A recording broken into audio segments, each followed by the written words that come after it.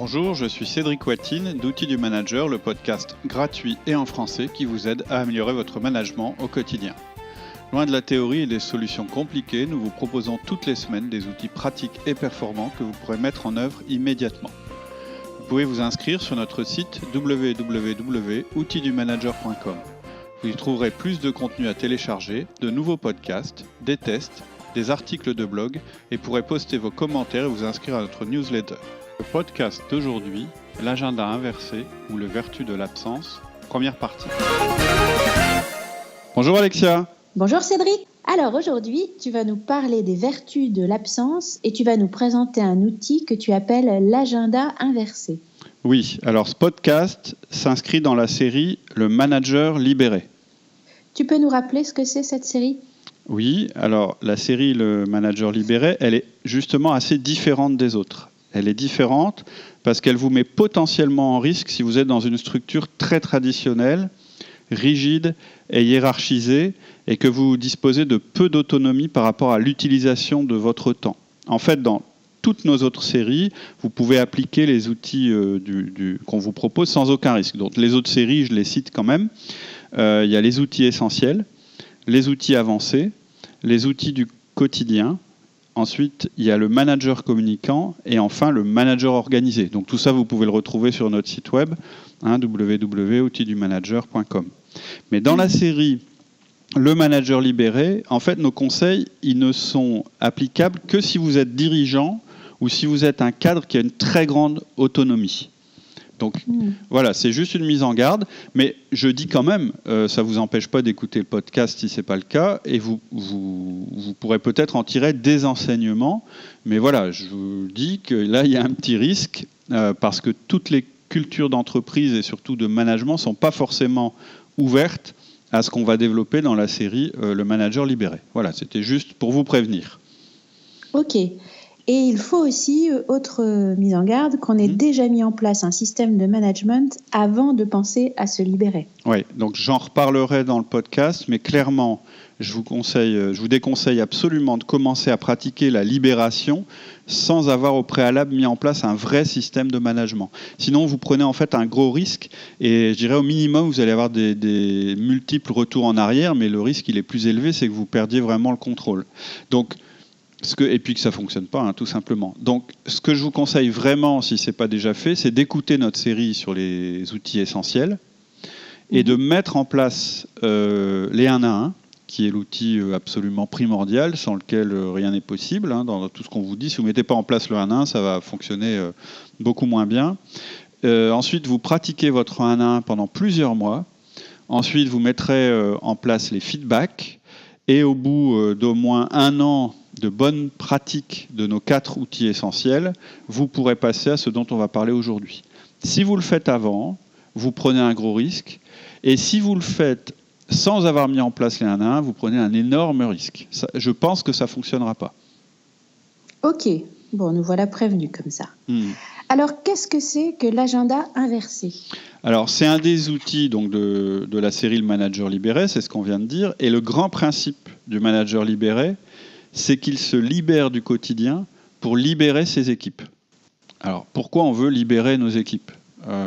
Parce qu'en fait, libérer ses équipes, ça a 3 avantages majeurs. Ça va générer plus de performance au sein de vos équipes à travers une meilleure autonomie, un meilleur épanouissement personnel et davantage de créativité.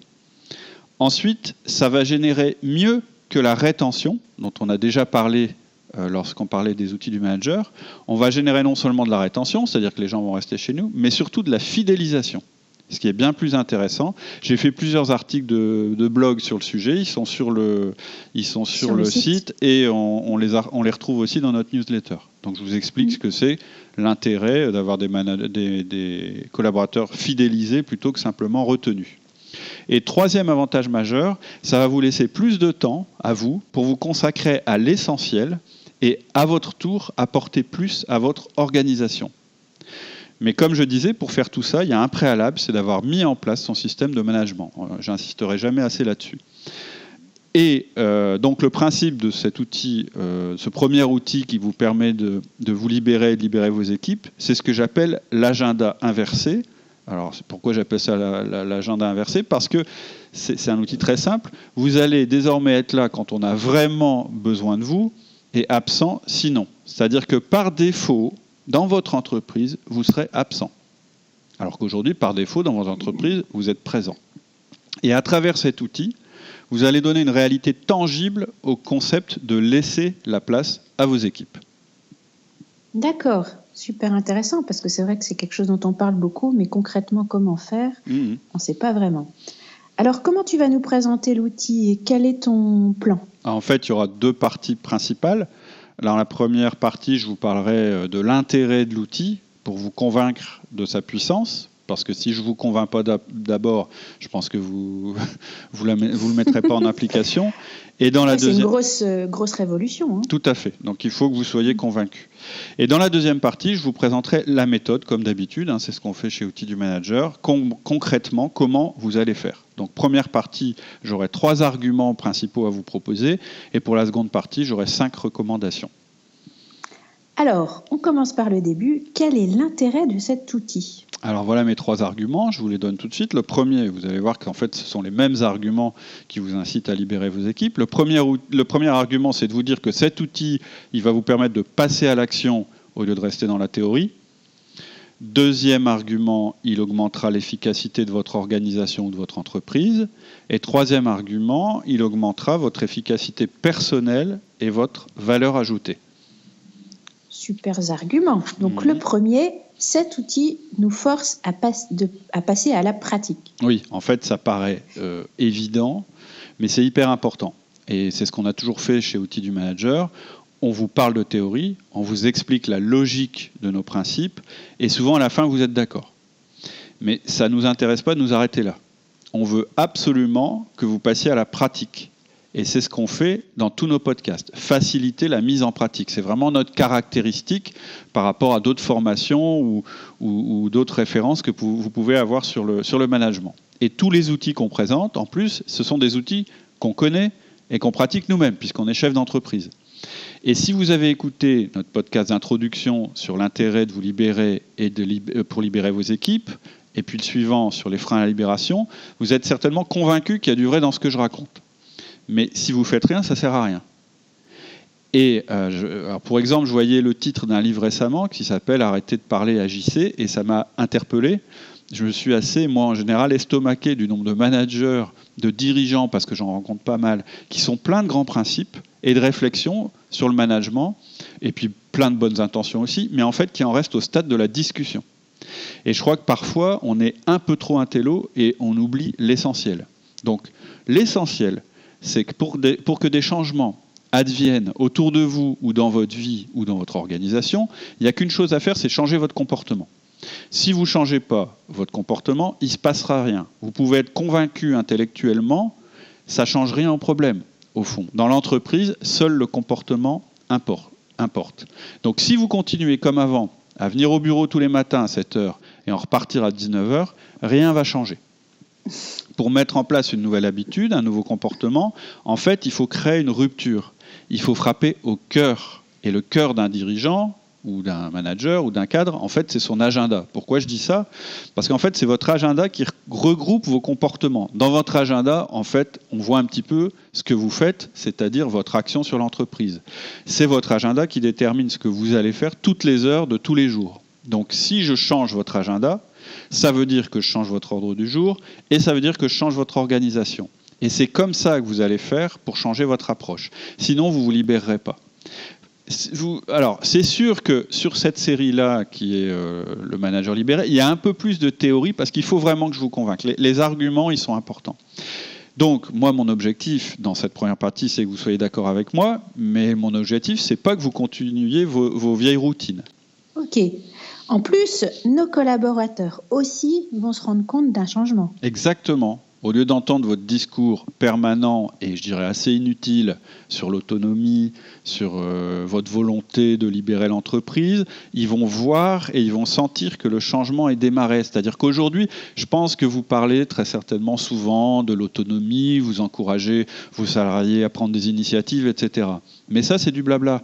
C'est-à-dire que si vous ne joignez pas le geste à la parole, ça ne sert à rien. C'est un peu comme quand on met en place les 1 à 1.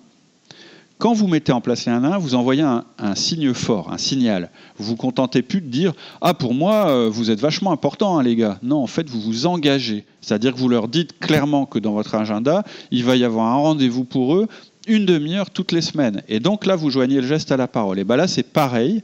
Votre absence, puisque c'est de ça qu'on va parler, ça s'appelle les vertus de l'absence, ça va générer des signaux forts pour eux.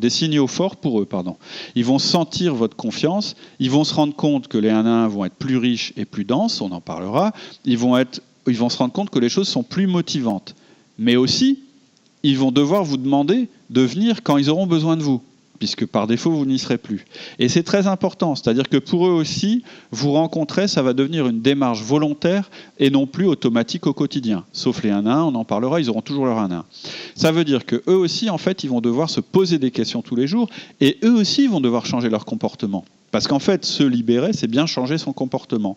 Et donc, je reviens au livre dont je parlais tout à l'heure, qui traite de la manière de passer à l'action.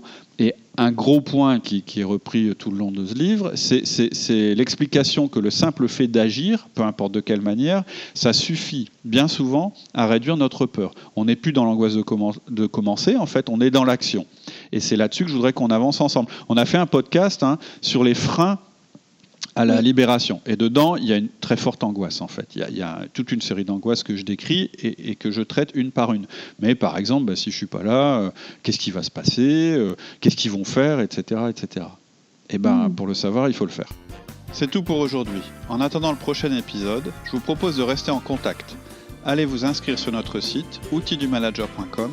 Cela vous permettra de recevoir nos articles, notre newsletter et de nous poser toutes vos questions. Je vous dis à très bientôt sur notre site outildumanager.com.